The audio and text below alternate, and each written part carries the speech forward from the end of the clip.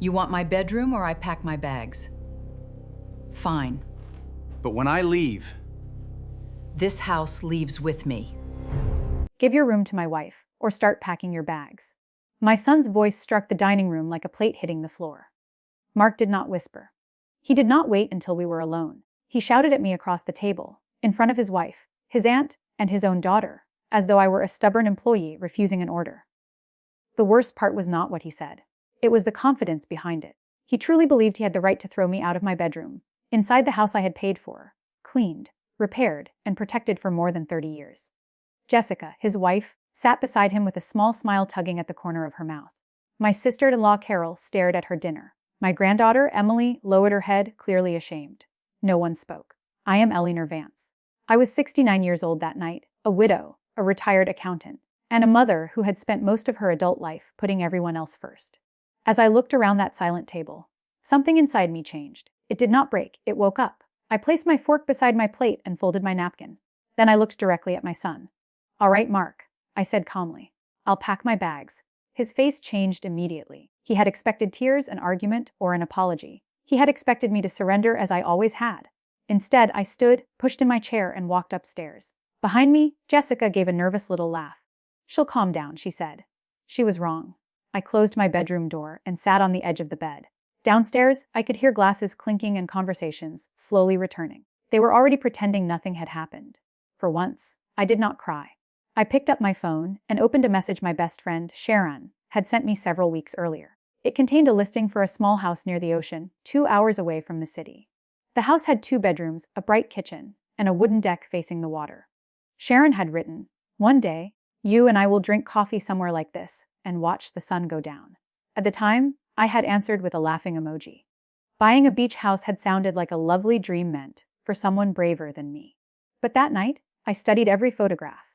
Then I checked my savings account. For years, I had worked as a freelance accountant after my husband died. I saved carefully, even when there were things I wanted. There was always another emergency in Mark's life. His college tuition, his fur, his wedding, his overdue rent. Each time, I told myself that helping him was what a good mother did. I had $210,000 saved. The beach house cost $180,000. I whispered 4 words I should have said years earlier. "This money is mine." At 7 the next morning, I called the real estate agent. By 11, I was walking through the little house. Sunlight poured through the windows. The ocean stretched beyond the deck, blue and endless. The rooms were modest, but every corner felt peaceful. I imagined waking to the sound of waves instead of someone calling my name because breakfast was late. The agent asked, "Would you like a few days to think about it?" "No," I replied. "I've spent most of my life thinking about what everyone else needs. I know what I need." I signed the preliminary papers that afternoon. When I stepped onto the deck, the wind carried the smell of salt and possibility. I sent Sharon a photograph of the horizon with 2 words.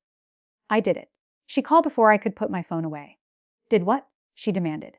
"I bought the house." There was silence. Then she screamed so loudly that I had to hold the phone away from my ear. After she calmed down, I told her about the dinner and Mark's ultimatum. "So you really are packing your bags," she said. "Yes, I am simply choosing where to take them." When I returned home that evening, Mark was watching television. Jessica was in my kitchen using my pans. Neither of them asked where I had been. I went upstairs and began packing. I took my clothes, legal papers, jewelry, favorite books, and the watch my husband had given me before he died. I packed photographs that held happy memories and left behind the ones I had displayed out of obligation. At 10 that night, Mark called from downstairs. "Mom, are you making dinner?" "No," I answered. "Order something." That single word felt almost as powerful as buying the house. No, the next morning, I contacted a realtor and listed my city house for $320,000. Then I met with Susan Hayes, an attorney from my walking group. I explained everything. Susan listened carefully before saying, "The house is legally yours. Your savings are yours. You do not need your son's permission to sell, move, or protect your future." She helped me update my will. Most of my estate would go to Emily, the granddaughter who treated me with love instead of expectation. Mark would receive a smaller share, but only if he respected the terms and did not challenge my wishes. Signing those papers made me sad. A mother should not have to protect herself from her own child. But sadness did not mean I was making the wrong decision. For the next week, I watched Mark and Jessica take over my life, as though my surrender were permanent. They moved their clothes into my bedroom, changed the curtains, and pushed my belongings into the guest room. One afternoon, Jessica handed me a shopping list. "Mark and I are having friends over Saturday," she said. "I need you to buy these." The list included expensive wine, imported cheese, premium meat, and desserts from a specialty bakery. "Who is paying?" I asked. She blinked. "You, obviously. It's your house." I folded the paper and handed it back. "I thought it was your house now. If you are hosting the party, you can pay for it." She stared at me as if the furniture had started talking. Minutes later, Mark stormed into the kitchen. "Why are you making everything difficult?" he demanded. "I am not making it difficult. I am making it your responsibility." He shook his head. "You never used to act like this." "You're right. I used to mistake being useful for being loved." And neither of them answered. 2 days later, they announced that they were losing their apartment. The owner was selling it, and they had to leave within 2 weeks. Jessica leaned toward me with a sweet, rehearsed expression. "We thought we could stay here until we get back on our feet." "No," I said. Mark stared at me. "What do you mean no?" "I mean you cannot move in permanently." His face reddened. "I'm your son, and I have helped you for 42 years. I paid tuition, bought a car, contributed to your wedding, and covered your rent more times than I remember. I love you, but I will not spend the rest of my life rescuing you." Jessica crossed her arms. "Mothers are supposed to help. I did help. Now you too must help yourselves."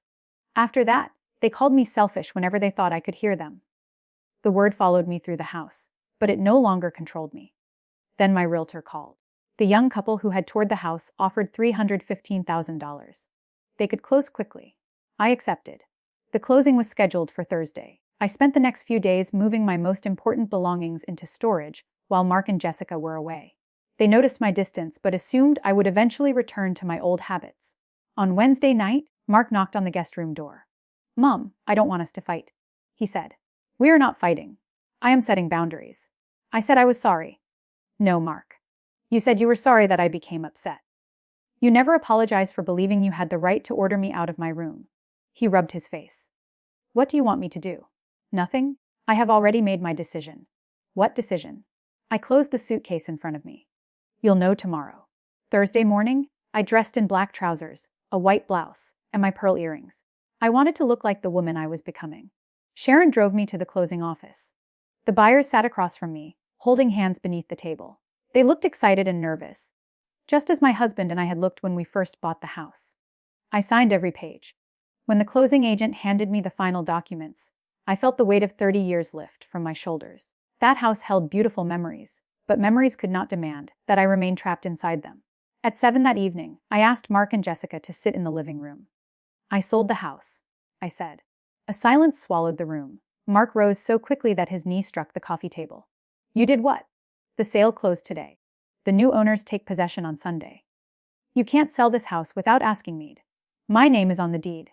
"I did not need your permission." Jessica stood beside him. "Where are we supposed to live?" "That is your responsibility." Mark began pacing. "Cancel the sale." "No. Mom, you are making us homeless. You had an apartment. You also had time to find another one. You assumed I would solve the problem, because I always have." Jessica pointed at me, her hand trembling. "You are a cruel, selfish woman." I met her eyes. Was I selfish when I paid your rent? Was I cruel when I opened my home to you? Or did I become selfish only when I stopped giving you everything you wanted? Her mouth closed. Mark blocked my path as I tried to leave the room. "Who are you?" he asked. "This person is not my mother." "You're right," I said. "The mother you knew was afraid to disappoint you. That woman is gone." I walked around him and went upstairs. My heart was pounding, but I did not regret a single word. The following morning, I found Mark alone in the kitchen. He looked as if he had not slept. "Can we talk without yelling?" he asked. I sat across from him. He stared into his coffee. "I know I treated you badly?" "Less. I'm sorry." This time, he did not add an excuse. I took a slow breath. The dinner was not the whole problem, Mark. It was simply the moment I could no longer ignore the truth. "When was the last time you visited because you wanted to see me? Not because you needed money, food, a car, or a place to stay?" He searched for an answer and found none. "I'll change," he whispered. "I hope you do. But I cannot build my future on another promise." By Saturday, Mark and Jessica had found a small apartment. Jessica complained about the rent and the deposit, pausing as if she expected me to offer money. I did not. When she accused me of humiliating them, I replied, "Independence feels like humiliation only when you are used to someone else carrying you." She left the room without answering. Later that afternoon, Emily called. "Grandma?" Dad told me you sold the house. I did. There was a pause. Then she said good. I was so surprised that I laughed. I heard what he said at dinner. She continued. I'm sorry I didn't defend you. You deserve respect, and you deserve your own life. My eyes filled with tears for the first time since the argument. Thank you, sweetheart. Where will you go? I bought a house by the ocean. Can I visit? You will always have a room there. On my last night in the city house, Mark came to the guest room. 4 suitcases stood beside the door. Are you going to be all right alone? He asked. I think I will be better than I have been in years. He nodded, looking down at the floor. I'm sorry I failed you, Mom. For a moment, I saw the little boy he had once been. I loved that boy. I loved the man standing before me too. But love did not require me to surrender my dignity. I'm sorry I did not set boundaries sooner. I told him. I taught you that I would always say yes, even when yes was destroying me. Do you still love me? Always. But I will never again let love become permission to mistreat me. The next morning, Sharon arrived at 7. We loaded my bags into her sport utility vehicle.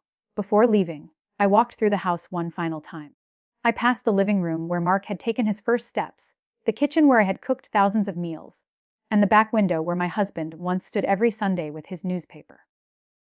The memories belonged to me. The building did not have to. At the front door, Mark asked for my new address. Emily will have it, I said.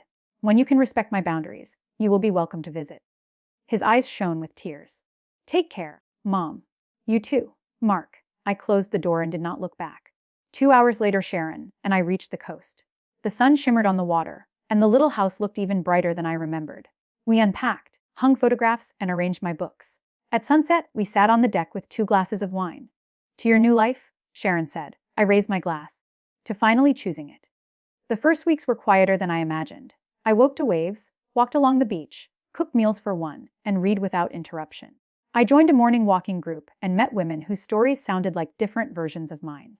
Widows, retirees, mothers who had spent decades carrying entire families. One of them said, "It's strange. When women take care of everyone else, they call us loving. When we finally care for ourselves, they call us selfish." I understood exactly what she meant. Mark sent a few messages, but I did not rush to answer. Real change needed more than panic and apologies. Then, one Saturday evening, he called. His voice was quieter than usual. I've been thinking about what I did, he said. I treated you like a solution instead of a person. I took your time, money, and space for granted.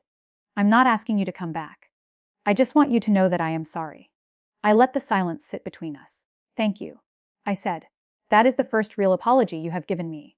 Can we have a relationship again? Perhaps, but it will be a new relationship. No demands, no manipulation, no assuming that what belongs to me belongs to you. I understand. You will have to show me. I will. We ended the call without dramatic promises. It was not forgiveness. It was a beginning. A month later, Emily visited. We cooked fresh fish and ate on the deck as the sky turned orange and pink. She told me Mark and Jessica were learning to manage their own apartment. Mark had started therapy. He was quieter, she said, and more thoughtful. 2 months after that, a package arrived. Inside was an old photograph of Mark at 5 years old, laughing on my shoulders. Beneath it was a handwritten letter. He wrote that he finally understood how he had turned his mother into a resource. He said therapy was helping him see the habits he had excused for years. He did not ask for money, forgiveness, or another chance. He simply promised to keep working. I cried then, not because I wanted my old life back, but because there was hope for a better one. Mark began calling once a week. The conversations were short at first. He asked how I was and listened to the answer. He did not ask for anything. Slowly, awkwardly, respect began to grow where entitlement had once lived. My life grew, too. I made friends. I hosted dinners. I took long walks at sunrise. I drank coffee on the deck and watched storms roll across the water. For the first time in decades, my calendar belonged to me. One morning, I stood barefoot at the edge of the ocean. A wave washed over my feet as the sun rose, painting the sky in colors too beautiful to describe. I thought about what I had lost. I had lost a house, but not my memories. I had lost the role of family rescuer, but not my ability to love. I had lost the woman who apologized for needing space. In return, I had gained peace, dignity, friendship, and time. I took a photograph of the sunrise and sent it to Emily. "Good morning from paradise," I wrote. She answered with 3 hearts and a message. "I love you, Grandma. You inspire me." I slipped the phone into my pocket and continued walking. For most of my life, I had asked what everyone else needed. That morning, I finally asked myself. The answer was simple. I needed peace. I wanted freedom. And at 69 years old, I had finally learned that choosing myself did not mean I stopped loving my family. It meant I had finally learned to love myself, too.